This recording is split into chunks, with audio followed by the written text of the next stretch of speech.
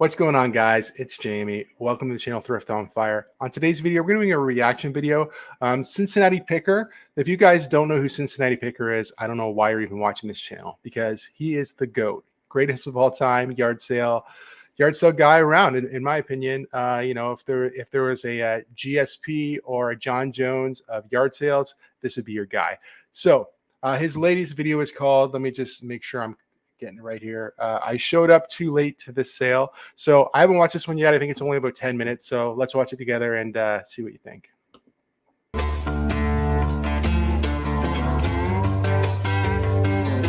All right.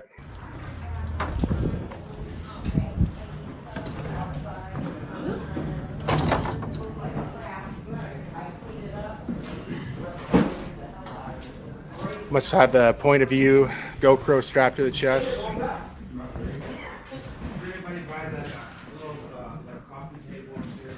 So this is obviously an estate sale, I believe. Oh, sorry. I was going to say, I'm not sure. I've been on garage digging. Pretty good mess going on here in this house.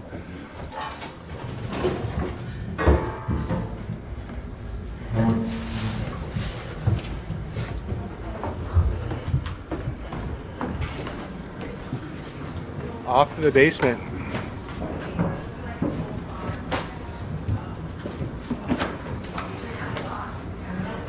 Yeah, I want the box. That's a little static box. Yeah, the old is it CTR or CRT? The old TVs can be worth some pretty good money. For me personally, I try to flip stuff like that online if I pick it up, but obviously those ones weren't worth his time.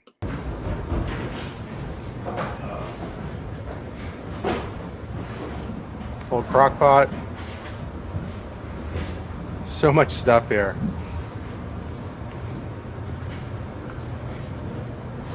Black and white TVs. I ain't seen one of them. I ain't need one of those. I ain't seen one of them forever. Yeah. That's all.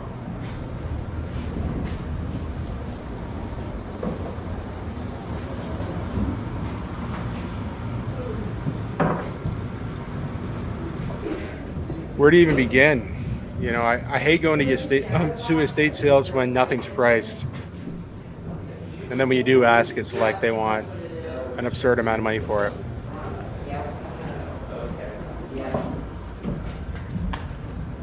See some golf clubs back here? Look probably pretty old. Thank you. I move on to the next round. You do. You just did.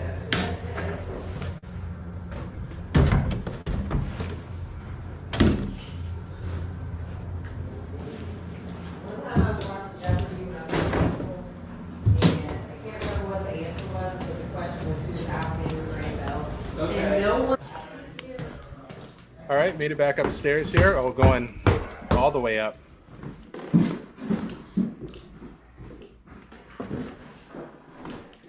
Looks like such a mess.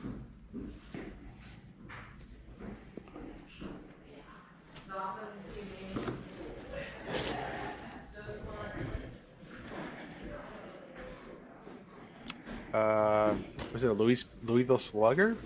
Hard to see.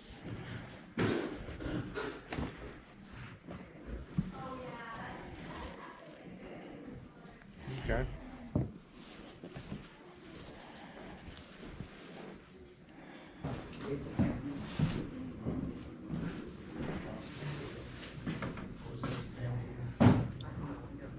Antique furniture can be good. That chair is pretty cool. Again, you need to flip that locally. How you doing? Good. I do believe John Cincinnati Picker also does have an antique booth if you follow his channel. So he does pick up for his eBay store, probably local sales, antique booth. Well,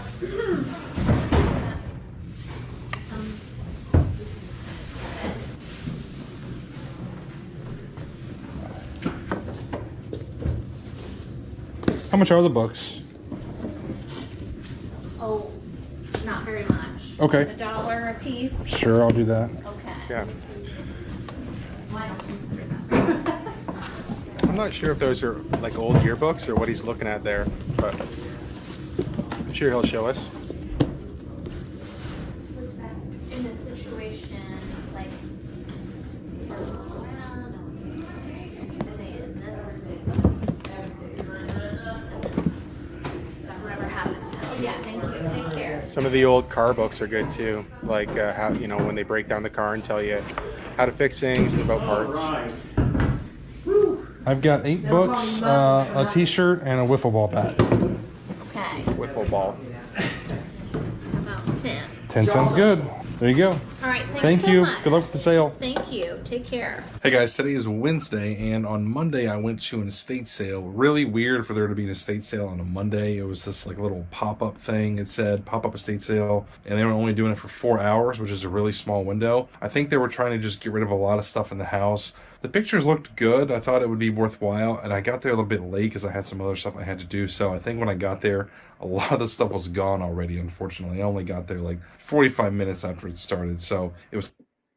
I feel like the way this estate sale looked, everything was rummaged through. I don't know that there was a lot of good stuff there anyway. It looked pretty junky, but let's see what he has to say. Kind of slim pickings, but I drove about like 35 or 40 minutes to get there, so I was really grasping at straws to try to find something to flip to at least pay for my gas to go to the sale. So here's what I got. I think we've all been there. I spent a total of $10, which isn't a lot. I got this Cincinnati Mighty Ducks shirt. There was a big box of vintage shirts there, and I was digging through all of them, really hoping to find like a concert tee or just something of value, but pretty much every shirt in that box was for some kind of like baseball or softball tournament, like local ones, and I just don't think those have a lot of value. This Mighty Ducks shirt is from a defunct hockey team here in Cincinnati, and I couldn't find any kind of comps active or sold, so I'm not really sure what it's worth. It's even got like a tear here, so I'm not sure what the size is, so I can maybe get 15 bucks for that. We'll see. I saw this vintage wiffle bat, so I went ahead and picked it up,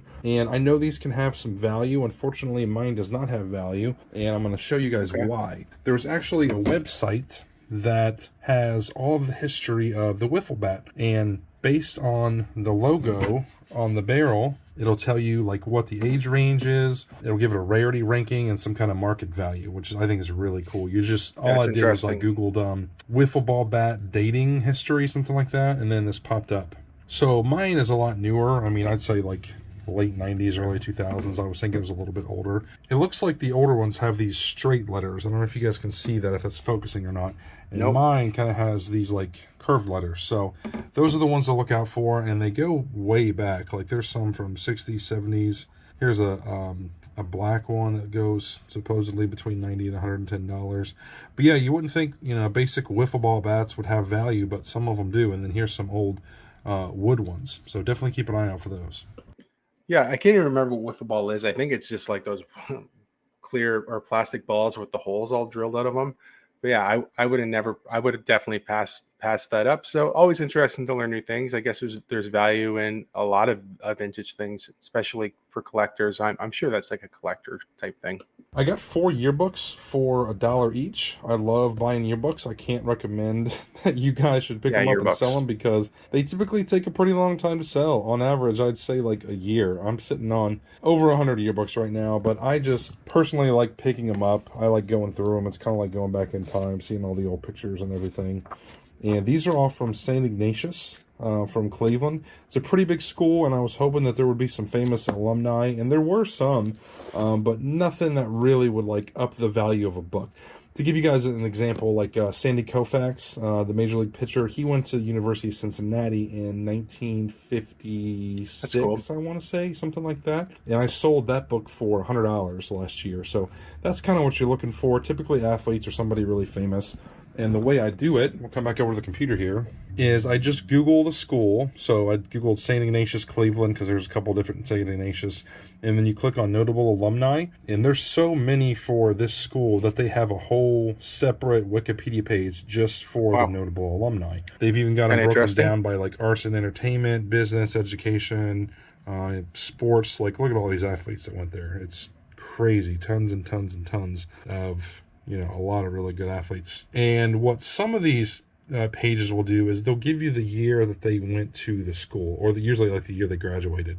So my yearbooks went from 78 to 81. So right away I knew that I had to be looking for that span, you know. So we've got Brian Cleary.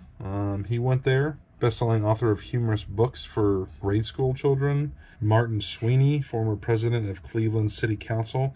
There's a few names in here that, you know, are probably in those books, but nobody that I think is going to move the needle and really drive up the value of them. I'm going to So I just want to stop for a second. It's kind of interesting that John is an advocate of buy your books because they're fun and he likes to buy them. Now him and Lonnie from Shed Flips do a podcast together, and I know Lonnie's talked a couple times about. I think he donated all his yearbooks. He was just sick of them. He didn't think they were that valuable. So it's interesting. John really likes them, and I can understand if you're looking them up for, you know, looking for somebody famous. There, or even, you know, there's always going to be somebody who probably wants to rebuy the yearbook. So it's kind of neat. I personally don't buy yearbooks, but definitely interesting. price these around $25 to $30 each, and they'll probably take a long time to sell, but I do think they will sell. I do better with high school yearbooks than I do with college yearbooks, and a big school like this, I think they should definitely move. I got this Don Zimmer book, and it is signed by Don Zimmer. Unfortunately, it's got a little bit of water damage. It's kind of dirty, not in great shape. Only had to pay $1 for it. I did see a signed Don Zimmer book go for $20, so might have a little bit of value. Got a Chilton's Guide for Camaro, 67 to 81. I saw the same one sell for $40, cool. Free shipping, and I paid $1 for that. This isn't really worth anything. I just thought it was interesting. It says Collector's Guide to Hawkwind, and I think it is Hawkwind? a band. Not sure. I've never heard of the band Hawkwind, but they've got a whole guide to like their CDs and everything else. Unfortunately, not worth anything, so not a great buy there. And last but not least, I got this Forgotten Glory book. This is a defunct Cleveland hockey team, and this is somewhat rare too. There's like 3 or 4 listed on eBay, and I think I saw prices between like $70 and $100. Wow, now, that's listed prices. I didn't see any sold until I went to Worth Point, and I saw a few sell between like $25 and $30. So I'll try to get $25 for it. We'll see. Overall, it was not a great day of picking, but I still wanted to bring you guys along with me for the ride. Before I end this video, I want to let you know that my wife and I recently took a trip to Barbados. We had an excellent time, and she did a whole video just on that trip. So if you guys want to see that, it's on her channel, Be the Village. I'll put a link down below in the description. That is it for this video, guys. Thanks for watching. I'll see you next time. All right, pretty interesting. Like I said, John, that wasn't his most exciting video, but John is definitely one of the best. Definitely one of the best yard sale video guys out there.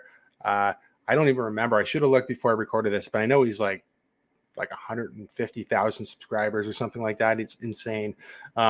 Really cool guy. Love his content, and yeah, it's kind of fun. If you guys notice, I got a new mic. I just got a new a Yeti mic, so I thought I'd try that out. Do a little pre-recorded video. Hope you enjoyed it.